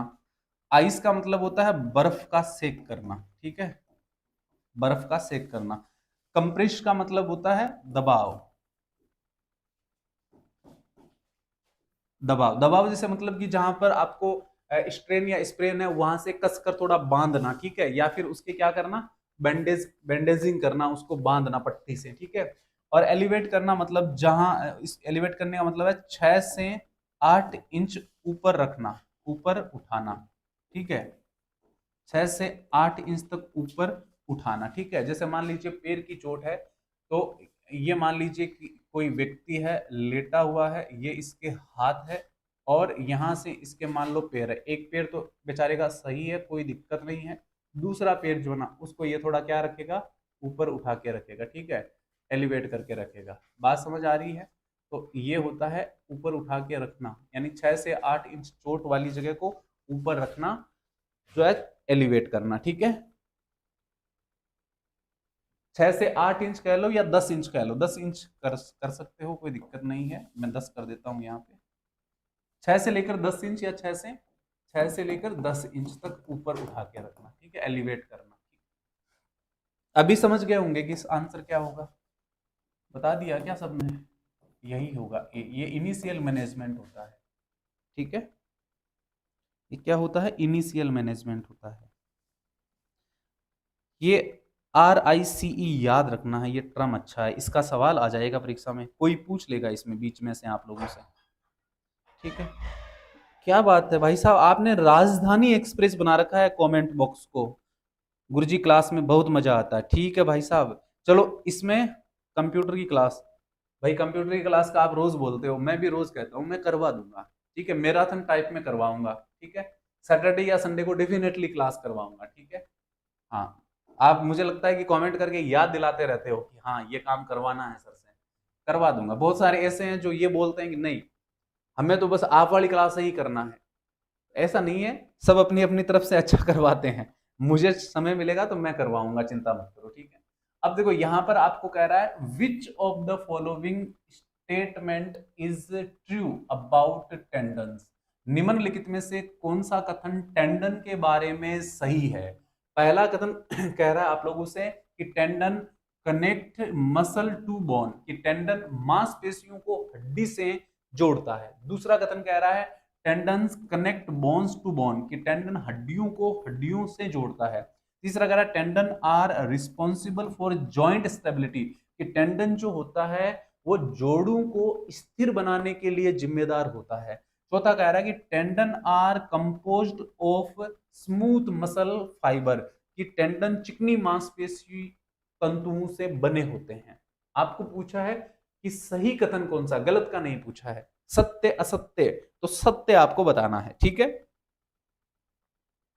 हाँ जी, हरप्रीत, प्रतीक, राकेश, विशाल, आशा, धर्मेंद्र, प्रिया, फेजल, रामराज, विशाल, जीवन, स्नेहा, मोहन, धर्मेंद्र, सिद्दीकी, हैफज, अनुराग, रेखा, समीक्षा, वेरी गुड, बहुत बढ़िया। लिख दो भाई, सारे लोग आंसर कर दो, है ना। सबका तो मैं नाम नहीं ले पाऊंगा इतना, लेकिन मैं बीच बीच में देखता रहूंगा कि कितने लोग जो है लगातार अपने आंसर्स कर रहे हैं, ठीक है। तो यहां पर देखिए, अब इस तरह से सवाल क्या होता है कि जैसे अभी हमने पहले जो सवाल करे थे वो बेसिक था, अब सवाल इस तरह से जब आएंगे तो थोड़ा सवाल एक तो लेंदी बन जाएंगे, एक ऑप्शंस के अंदर जो है वेरिएशन आएगा, तो हम कहेंगे कि ये मॉडरेट है या ये एडवांस लेवल है, ठीक है। इस प्रकार से जो है लेवल इंक्रीज होता है। तो यहां पर जितने भी लोग आंसर कर रहे हैं कि सर ऑप्शन ए करिए, ए प्यारे साथियों आपका सही जवाब हो जाएगा, tendons connect muscle to bone, जैसा कि हमने एक सिंपल सा सवाल पहले भी करा था, ठीक है। टेंडन क्या है, मजबूत एक संयोजी उत्तक है जो मांसपेशी को हड्डी से जोड़ता है, और उसी से क्या बनती है, गति होती है, और लिगामेंट हड्डी को हड्डी से जोड़ने का काम करता है। तो जो गति होती है ना, वो गति किससे होती है, टेंडन से। ये किसको कनेक्ट करता है, मसल और बोन को कनेक्ट करता है, ठीक है। तो अगर बोन मुड़ती है तो उसके अंदर इसका टेंडन का रोल होता है, ऑप्शन ए बिल्कुल सही है। Next, which grade of strain is associated with complete rupture of muscle or tendon fibers, कह रहा है कि कौन से ग्रेड के खिंचाव में मांसपेशी या टेंडन तंतुओं को पूरा टूटना होता है, या पूरी तरह से ये टूट जाते हैं। देखो कितना अच्छे तरीके से पूछ लिया है। इस प्रकार से सवाल क्या हो जाते हैं परीक्षा में, सजावटी हो जाते हैं, है ना, लेंथी हो जाते हैं, लेवल अप हो जाता है। सर जी बुक बहुत अच्छी है, थैंक यू भाई साहब, बुक के बारे में रिव्यू करने के लिए आपका बहुत बहुत धन्यवाद, ठीक है। चलो जी, अब इसका आंसर करो प्यारे साथियों। एक बार के लिए आज तक का स्टॉक है वो कंप्लीटली जा चुका है बुक वाला, ठीक है। यह रिपोर्ट अभी अभी प्राप्त हुई है, तो अब नया स्टॉक जो है 1 या 2 दिन में देखते हैं भाई क्या करना है ना। तो बाकी अभी बुक अवेलेबल नहीं है, बुक पूरी तरह से जा चुकी है। आप लोगों ने इतना उसको सराहा है, चाहा है कि बुक का कोई स्टॉक नहीं है, ठीक है। तो आप देख लेना अगर वापस कब ऑप्शन एक्टिव होता है ऑर्डर करने का, ठीक है। या मैं कल आपको इसके बारे में अपडेट देता हूँ, एक बार कल तक के लिए रुक जाना, ऑर्डर मत करना, नए ऑर्डर आज तक की कंप्लीट, आज के बाद में थोड़ा एक बार होल्ड कर लेना, मैं कल आपको बता दूंगा, ठीक है वापस।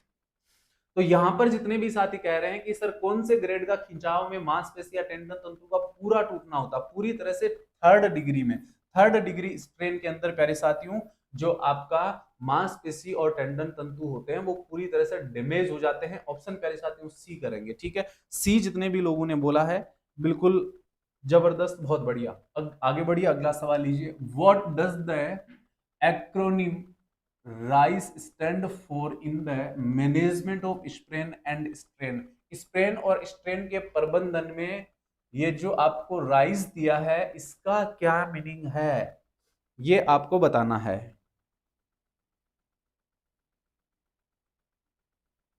बुक बहुत अच्छी है, भाषा सरल और सहज है। चलो जी, लिख दो आंसर सारे।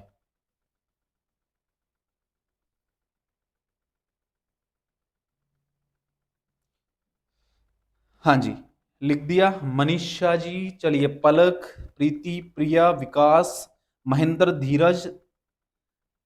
एक बार ना आप लोग, देखता हूं मैं आप लोगों में कितनी पावर है। अपनी पावर झोंक दो, सारे के सारे लोग क्लास को, जो भी व्हाट्सएप या टेलीग्राम का ग्रुप है वहां तक पहुंचा दो। कितनी पावर है आप लोगों में, मिलकर आप कितना क्लास को एक्सपेंड कर सकते हो, मुझे दिखाओ जरा। है ना, मैं देखना चाहता हूं कि कितने लोग जो है क्लास के अंदर और ज्यादा बच्चों को बढ़ा सकते हैं। तो यहां पर देखिए, क्लास में ध्यान दिया तो बिल्कुल आंसर आ जाएगा। आज की क्लास ने आपको अच्छे से देखा है तो फिर आपका सवाल गलत नहीं होगा। प्यारे साथियों, आर का मैंने रेस्ट बताया, आई का मैंने आइस बताया, कंप्रेशन सी का बताया, ई का मैंने एलिवेशन बताया। प्यारे साथियों, सही आंसर हम क्या करेंगे, ए करेंगे। जब भी किसी को क्या होता है, स्प्रेन होता है या स्ट्रेन होता है, मोच या तनाव हो जाता है, कोई शरीर का कोई अंग खिंच जाता है, मांसपेशियों में खिंचाव हो जाता है या कोई मोच आ जाती है, तो उस व्यक्ति को पहले रेस्ट करना चाहिए, आइस सेक करना चाहिए, कंप्रेशन यानी जहां पर दिक्कत है वहां पर पट्टी बांधनी चाहिए और उस अंग को थोड़ा सा ऊपर उठा के रखना चाहिए। ऑप्शन ए प्यारे साथियों सही है। अब इस सवाल को तोड़ मरोड़ कर कितनी भी तरह से पूछा जा सकता है कि राइस में सी किसके लिए स्टैंड करता है, यानी इसका मतलब सी का क्या है, ई का मतलब क्या है, आई का मतलब क्या है, अलग अलग भी आप लोगों से पूछ लेगा। जैसे ये सवाल आपसे पूछा है कि विच type of splint is commonly used for a fracture thumb, कि फ्रैक्चर जो थंब होता है, अंगूठे की हड्डी टूटने के लिए किस प्रकार का स्प्लिंट सामान्य उपयोग किया जाता है।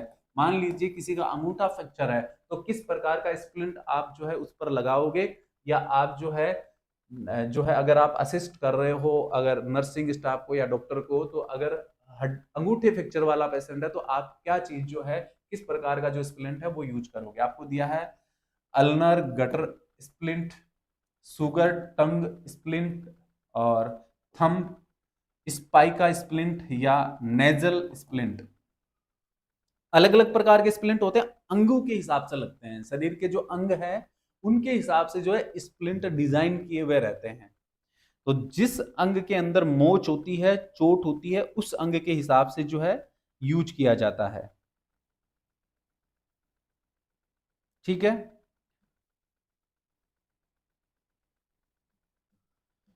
जी। कुछ साथी कह रहे हैं सर बुक अगर अवेलेबल नहीं है तो ई बुक करवा दीजिए, तो मैं बात करता हूं, बताता हूं, ठीक है जी। तो यहां पर जितने भी लोग आंसर कर रहे हैं कि सर इसका जो सही आंसर है वो हमारी तरफ से होगा थम स्पाइका या स्पिका स्प्लिंट सी। अंगूठे के लिए थंब के लिए अलग से डिजाइन की हुई होती है स्प्लिंट, ठीक है, जो थंब के ही काम आती है, बाकी शरीर के अंगों में ये स्प्लिंट नहीं लगाई जा सकती है। तो जिन्होंने सी बोला है बहुत सही आंसर है, याद भी रखना, ठीक है। नेक्स्ट आपको दिया है which of the following is not a clinical feature of a second degree sprain. कह रहा है कि निम्नलिखित में से कौन सा द्वितीय डिग्री स्प्रेन की नैदानिक विशेषता नहीं है ना। आपको दिया एडिमा यानी सूजन, आपको दिया है कंप्लीट लिगामेंट रैप्चर यानी पूर्ण लिगामेंट का टूटना, फिर दिया है टेंडरनेस यानी कोमलता होना, फिर दिया जॉइंट इनस्टेबिलिटी यानी जोड़ की अस्थिरता होना। तीसरी डिग्री की एक विशेषता नहीं है। तीसरी डिग्री का जो आपका स्प्रेन होता है उसमें इन तीन चारों में से एक नहीं होता, तीन चीजें शामिल होती है। अब आपको यहां से यह समझ आएगा कि कौन सी डिग्री में क्या होता है, ठीक है जी।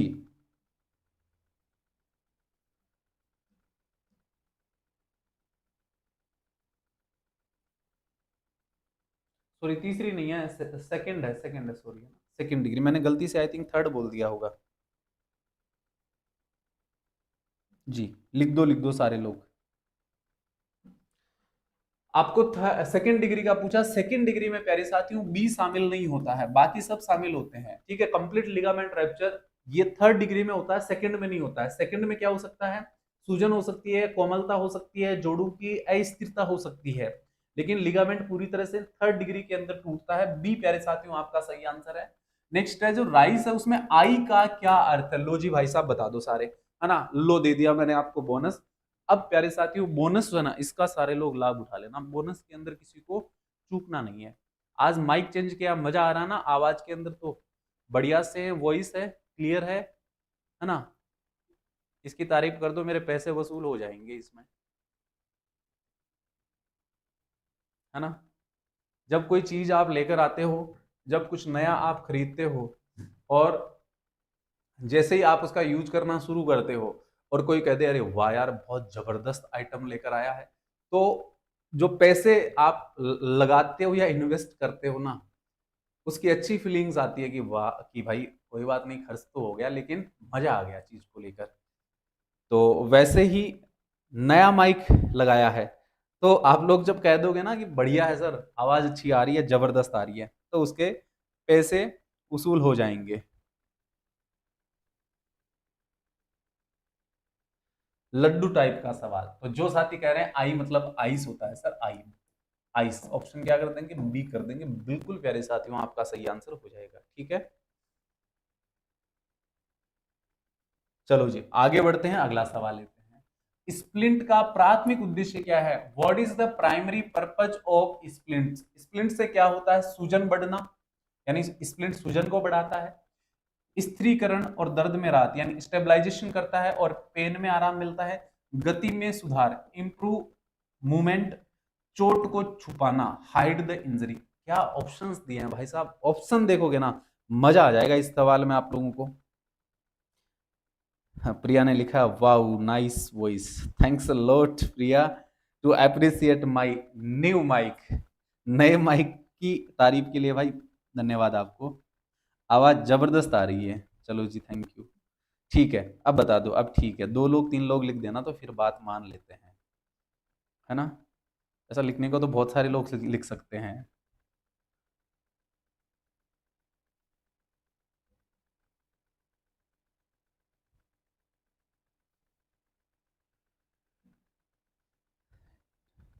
'निजामुद्दीन टेक्स्ट मैसेज चेक कर लो भाई, टेक्स्ट मैसेज चेक कर लो, वहां पर आपको पता चल जाएगा। तो जितने भी लोग कह रहे हैं कि सर स्प्लिंट जो है उनका यूज होता है, ऑप्शन बी कर देंगे। हमने ये टॉपिक पढ़ रखा है, तो इस टॉपिक का सवाल अगर आप गलत कर रहे हो तो पीछे वाली क्लासेस आपने नहीं देखी है या मिस करी है, तो पीछे वाली क्लासेस को प्लीज आप जरूर देख लेना, है ना, ताकि आपका सवाल इस टॉपिक का गलत ना हो।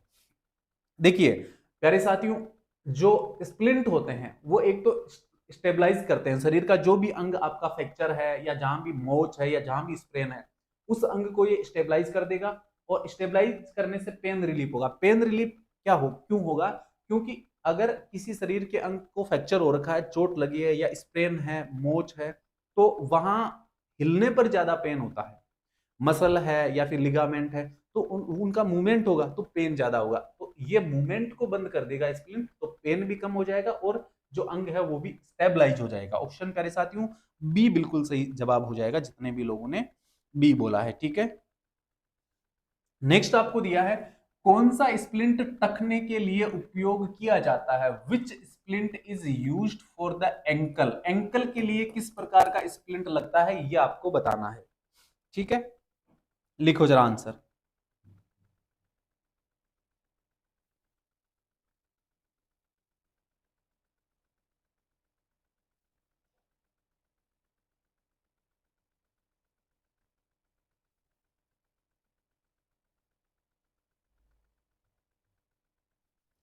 5 डिग्री कहां से कह रहे हो भाई? 3 डिग्री तो चलो ठीक है, 5 डिग्री कहां से ला रहे हो आप?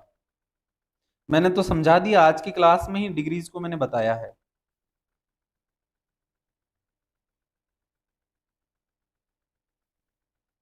बताओ, मैंने तीनों डिग्री नहीं बताई क्या? स्ट्रेन और स्प्रेन के तीनों डिग्री के सवाल नहीं किए क्या हमने? करे हैं ना। आज की क्लास को पीछे करके देखोगे तो वो जो बच्चे अभी जुड़े हैं उनको नहीं पता है, तो पीछे करके देखोगे तो तीनों डिग्री आराम से एमसीक्यूज में समझ आ जाएगी। मैंने तीनों डिग्री के सवाल करवाए हैं। ठीक है, तो कौन सा स्प्लिंट तकने के लिए उपयोग किया जाता है? आपको दिया है thumb spica, sugar tong, ankle stirrup या फिर नेजल स्प्लिंट। नेजल स्प्लिंट जो होता है ना, वो नाक की तरह ही यूज होता है। जैसे नाक होता है ना, नाक, वैसे ही आपका क्या होता है, नेजल स्प्लिंट लगता है। जैसे ये नाक है, मान लो ये नाक हो सकता है ना, ऐसा ऐसा नहीं हो सकता है क्या? ऐसा हो सकता है, ऐसा हो सकता है। ठीक है, तो नेजल स्प्लिंट जो है वो नेजल नोज के काम आता है। ठीक है, इसमें जितने भी साथी आंसर कर रहे हैं, ये सर हमें पूछा एंकल का, हम सही आंसर क्या कर देंगे? सही आंसर कर देंगे बिल्कुल 3, एंकल। एंकल के लिए एंकल स्ट्रिप स्प्लिंट आता है, इसका यूज किया जाता है, सी का। नेक्स्ट है, फिंगर स्प्लिंट का उपयोग किस लिए किया जाता है? For what is a finger splint used? आपको दिया है कोहनी के लिए, फॉर एल्बो, अंगुलियों के फ्रैक्चर और टेंडन चोटों के लिए, for finger fracture and tendon injuries, कंधे के लिए फॉर शोल्डर्स, गर्दन के लिए फॉर नेक। लिखो जी आंसर। आज टाइप भी कर लेंगे जैसा कि मैंने आपको शुरू में बताया था, है ना? चलो लिखो आंसर।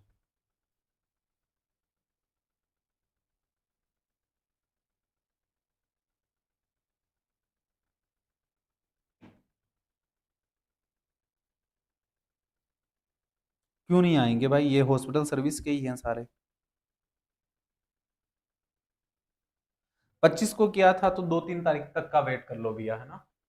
तो यहाँ पर जो साथी कह रहे हैं कि सर फिंगर स्प्लिंट जो है वो फिंगर्स के काम आता है, अंगुलियों के काम आता है, टेंडन चोटों के लिए काम आता है। ऑप्शन बी आप लोगों का बिल्कुल सही जवाब हो जाएगा, जितने भी लोगों ने ऑप्शन बी किया है, वेल डन, जबरदस्त। थंब स्पीका स्प्लिंट किसके लिए उपयोग किया जाता है? For which part is the thumb Spica splint used? ये सवाल हमने कर लिया, मुझे लगता है ये रिपीट हुआ है लेकिन थोड़ा अलग टाइप से हुआ है ना? तो लिख दो जरा, आंसर लिख दो सारे। एक बार सब लोग सेशन को लाइक जरूर कर देना, जितने भी प्यारे साथी इस सेशन के अंदर शामिल है। आज की क्लास मुझे लगता है कि कुछ मुश्किल और कुछ आसान है ना? क्योंकि आज एक ही टॉपिक है, तो सवाल एक टॉपिक से है, हर प्रकार का बनता है, आसान भी बनता है तो मुश्किल भी आपका बनता है ना? तो लिख दो भाई आंसर इसका, बताओ, है ना? थंब स्पीका, अंगूठे के लिए, जैसा कि थंब लिखा है तो थंब है ही, ऑप्शन क्या कर देंगे? ए। ठीक है, पार्ट्स के अकॉर्डिंग नाम है तो फिर मुश्किल नहीं है। नेक्स्ट है, सुगर टोंग स्प्लिंट का उपयोग किसके लिए किया जा सकता है? For which part is the sugar tong splint used? पहला कह रहा है अंगुलियों के लिए, कलाई और फोरआर्म के लिए, गर्दन के लिए और कंधे कंधे के लिए। सुगर टोंग स्प्लिंट, बताओ जरा आंसर। और हमेशा क्लास को पूरा देखें, इस समय बिल्कुल आप लोगों में आलस नहीं आना चाहिए, मतलब 11-12 बजे तक आप आराम से पढ़ सकते हो। ठीक है,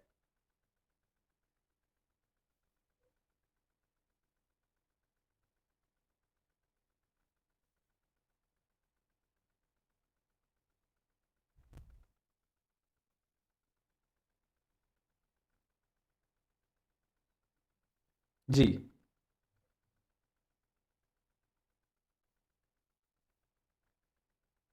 सुगर टोंग का यूज किया जाता है कलाई और फोरआर्म के लिए। ऑप्शन क्या करेंगे? बी करेंगे। यानी ये इस प्रकार की है ना स्प्लिंट होती है, इस प्रकार की जो है ना, इस प्रकार की सी स्प्लिंट होती है जो रेस्ट और फोरआर्म के लिए यूज की जाती है, इसको बोलते हैं। ऑप्शन बी प्यारे साथियों सही है। ये सवाल अच्छा है, थोड़ा लेवल का सवाल है, जरूर याद रखना, परीक्षा में आ सकता है। नेक्स्ट है, स्प्लिंट का उपयोग करते समय किस जटिलता का खतरा होता है? व्हाट कॉम्प्लिकेशन में occur when using A splint? की स्प्लिंट का जो यूज करते हैं तो उसका कोई खतरा है? अगर है तो कौन सा खतरा हो सकता है? पहला कह रहा है कंपार्टमेंट सिंड्रोम हो सकता है, रक्त स्राव यानी हेमोरेज हो सकता है, संक्रमण यानी इंफेक्शन हो सकता है, सभी उपरोक्त यानी ऑल ऑफ द अबव। आप लोगों को बताना है कि स्प्लिंट का यूज करने में क्या खतरा है। तो हर चीज का जैसे लाभ होता है तो उसकी हानि भी हो सकती है, उसका साइड इफेक्ट भी हो सकता है। तो आपको अभी पूछा है कि स्प्लिंट का उपयोग करते समय क्या कॉम्प्लिकेशन आ सकता है, कॉम्प्लिकेशन आप लोगों को बताना है। चलिए बता दीजिए। रंजीत, मीना, पलक, विश्वकर्मा, सुनील, महेंद्र, मोहन, हरप्रीत, शिव भगवान, शुभांशु, राकेश, रंजीत, सुनील, अनु, अमित, फैजल, पूनम, दिशा, चाहत, नवेंद्र, सुमेल, मुकेश, प्रदीप, अमित जी, जबरदस्त। तो जो भी साथी इसमें आंसर कर रहे हैं कि सर स्प्लिंट जो है उसमें कॉम्प्लिकेशन आ सकता है, और क्या कॉम्प्लिकेशन आ सकता है, ये सभी कॉम्प्लिकेशन आ सकते हैं। ऑप्शन क्या करेंगे, डी, कंपार्टमेंट्स